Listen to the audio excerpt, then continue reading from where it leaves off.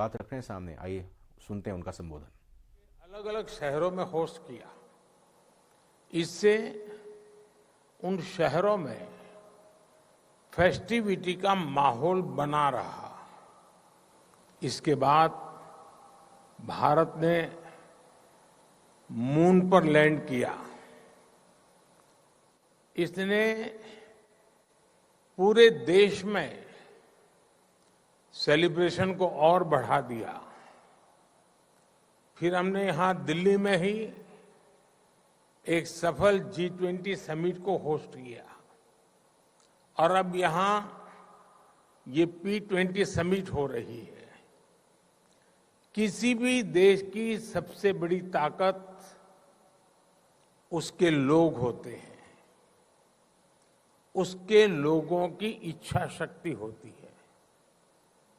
ये समिट आज लोगों की इस ताकत को भी सेलिब्रेट करने का माध्यम बनी है। साथियों, P20 समिट उस भारत भूमि पर हो रही है जो मदर ऑफ डेमोक्रेसी है, जो दुनिया की सबसे बड़ी डेमोक्रेसी है।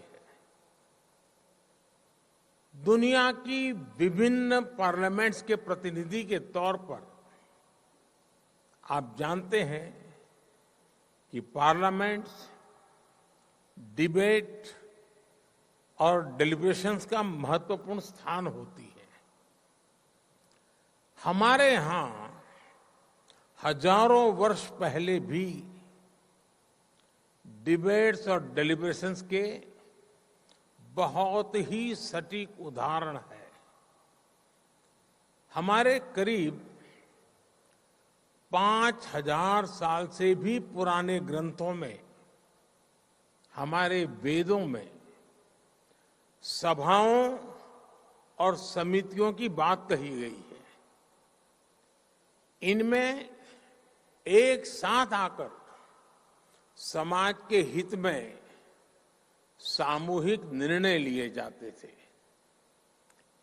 हमारे सबसे पुराने वेद ऋग्वेद में भी कहा गया है, संगच्छध्वम संवदध्वम सम मनासी जानताम, यानी हम एक साथ चलें, हम एक साथ बोलें और हमारे मन एक हो। हमारे यहां तब भी ग्राम सभाओं में डिबेट के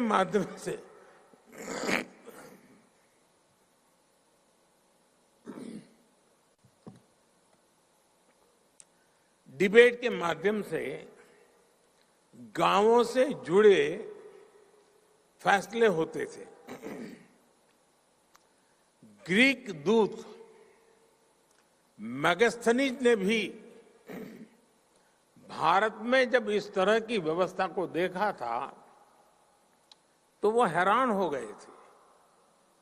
उन्होंने भारत के विभिन्न राज्यों के इस सिस्टम पर विस्तार से लिखा है।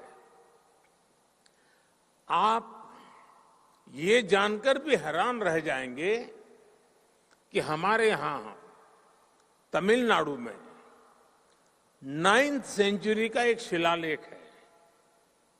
इसमें विलेज लेजिस्लेटिव्स के रूल्स और कोड्स का उल्लेख है। और आपके लिए ये जानना भी बहुत दिलचस्प होगा